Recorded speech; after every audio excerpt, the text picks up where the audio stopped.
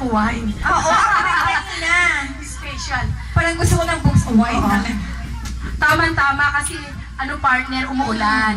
Yes, umulan. Akala ko tamang-tama, parang nag-blessing tayo, Okay, no? oo nga. Aha. Ang ganda nito, organo gold.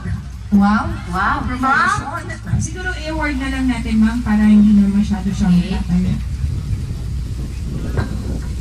Po namin sa inyo, ma'am. Thank you po, Ma'am Erminia. Okay, for the next gift, may we call on number 7?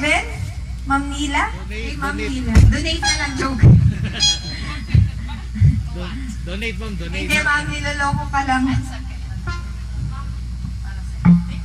Okay, perfume na po ba ulit tayo? Okay, number 74, another pabango. Number 74 is Victorino Cabanabang. Kubanabang? Pabango, please. Ayan. Sir Victorino. Asan si Sir Victorino? Right after Ma'am Myra. Employees of the Sinait and other adjoining municipalities of Sinait, managers and employees of the different banks of Ilocos Sur, and to those that I cannot mention, my sincere apology. And now I would like also to introduce myself. I'm Herminia Pascua, the former owner of this parcel of land where this LDP Memorial Park will be located. I'm sorry, I have to greet also Mayor of Pamplona, Cagayan, no other than Aaron Sampaga and Party. First and foremost, let me express my sincere appreciation for the honor I have been accorded to witness the groundbreaking ceremony of the LDP Memorial Garden. This is definitely a day of celebration. I would like also to take this opportunity to express my sincere gratitude to Marisa Padirayon.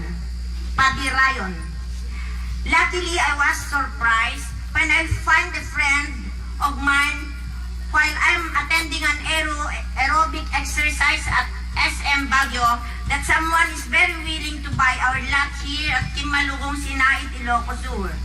It has been our long dream that this memorial park will materialize. They came to my house at Camp 7, Baguio City, wherein we talked about this project and she was willing to pursue as a memorial garden. I am really impressed to see over 100 people, guests and visitors from adjoining municipalities, and especially to those who came with us from Baguio, who made this day a very memorable day. As LDP Memorial Park area with an ideal location and proposed comfortable amenities, the beautiful accommodation are the perfect choice for business.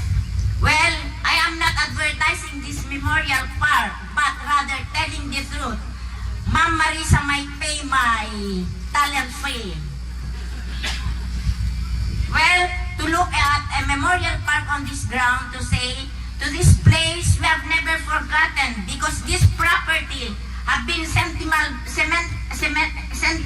value from our forefathers and my parent-in-laws who are now deceased.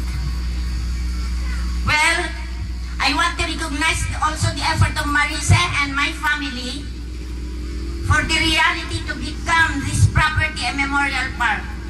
You would not believe how much time, efforts, and sacrifices has gone in getting this venture a reality to become a memorial park. So we have done a great job for the reality of this project. We need your full cooperation for the success of this long-awaited memorial park and one of the pride of Sinait, Ilocos Sur. Before I end my very long message, again, thank you for inviting me and my family and friends from Baguio City to witness this occasion. It's good to have a memorial park for a resting place we can give to our departed loved ones. Ay apo, baka bumangon na gijay natayon, takayat dati umalis dito yan. Diyos tagina kada kayo amin. Thank you so much. Wow, thank you, Ma'am. Thank you so much, Ma'am Armenia Pascual. Okay, once later, we'd like to acknowledge the presence of the barangay captains who are present here today. Barangay Captain Melchoriado of Tepeng. And of course, Barangay Captain Christian Yoro of Nagbaliko. So Apo, thank you Apo di pinang-imbitaryo kada kami. Ket namnaman niyo Apo. Kasano pinangibagak, suportarak. Kasano karon? Suportarak din natay. Haan Apo, tulungan ta kayo. Yusunit ang ginapo.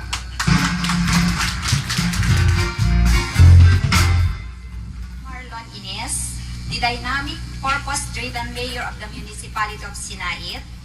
Honorable Glenn V. Guzman, Vice Mayor. All the Sangguniang Bayan members. Honorable Christian Yoro, ABC President of this municipality. Mr. and Mrs. Patricio Pascua, the personality behind the concept of this project. Mr. George Stadena, the Chief Executive Officer of the Santo Domingo Development Cooperative. Mrs. Dolores Stadena, the Manager of Santo Domingo Development Cooperative Sinai Branch.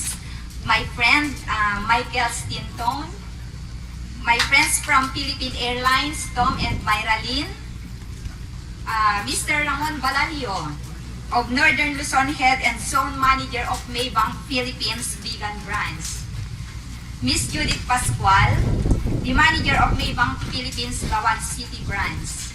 Felipe Cabacang, Barangay Chairman of Barangay Kimalubong, and Mr. Danilo Ibaan of Barangay Sapat.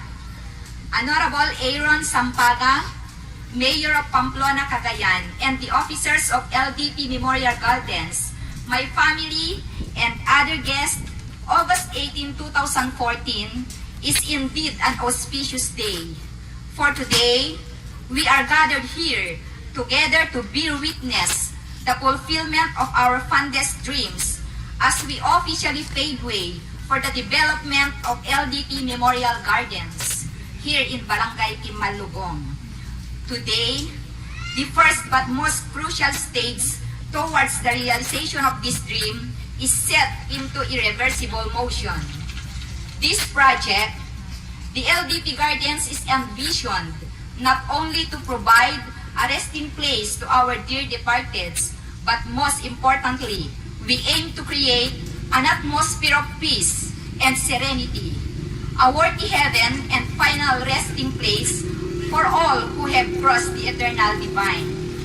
Yes, my dear friends, in the very near future, we will witness the transformation of this place into a first-class memorial garden who will hold its own against the known parks of the Manila metropolis.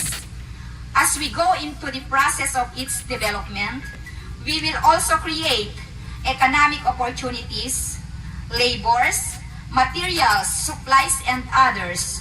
We are of the firm belief that this project will significantly contribute, even cascading to the surrounding municipalities.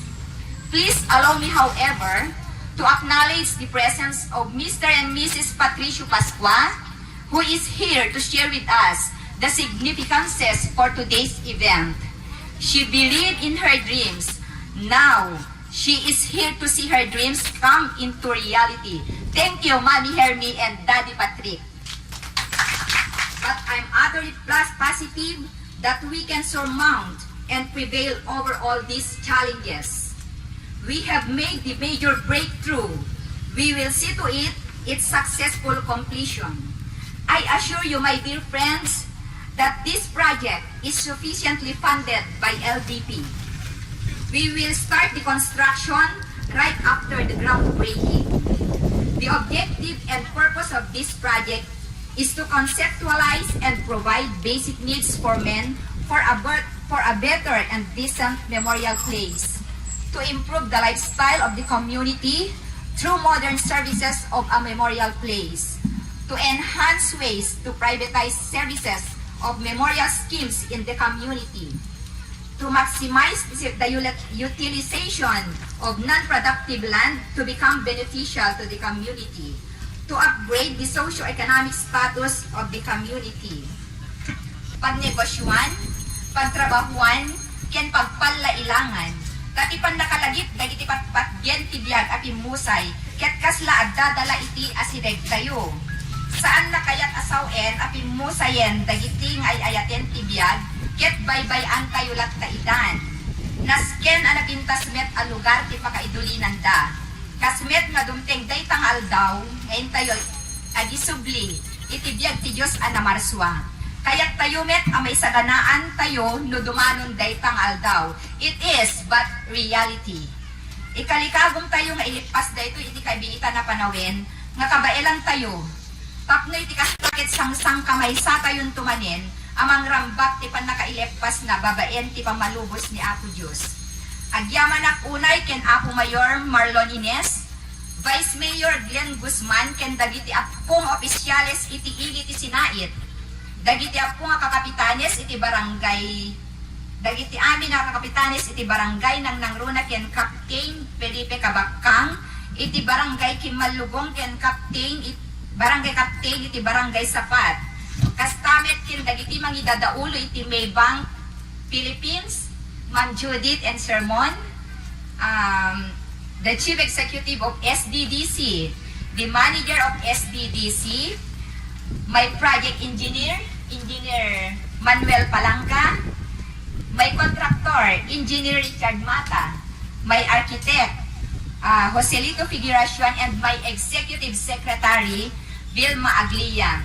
And most especially to my Auntie Guillerma Quindica, na siya pong tinitirhan ko po ngayon at lahat-lahat po na bumubuo sa affair na ito. Yes, your presence here today has indeed significantly contributed to the success of today's event. God bless. Thank you very much from the bottom of my heart. Of LDP Memorial Gardens, Madam Marisa Q. Padirayon. Okay, so ano nang next event natin, ma'am? Si Sir yun. Sir, thank you. Kain mo na. 5 minutes more. So, Vilma. may we call the twin ladies. Medyo na-outload lang yung ano.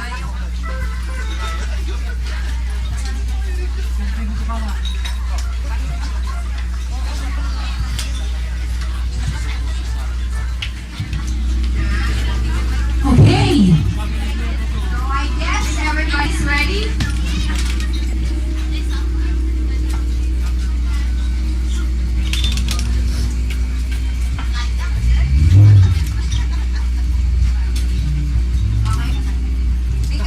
Okay. Ready na po?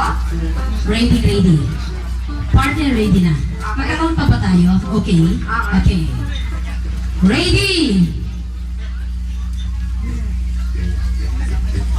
Sige. Get Okay. set. Go! Okay. Ang gagaling. Ayan. Kung sino yung pinakamaraming inakot, yun ay may pa-premyo from LDP. Aba, si manager. Okay. Dinami si Sir. Si Sir George, grabe, oh. Ang dami, magre-reserve na yan, si Sir. Okay.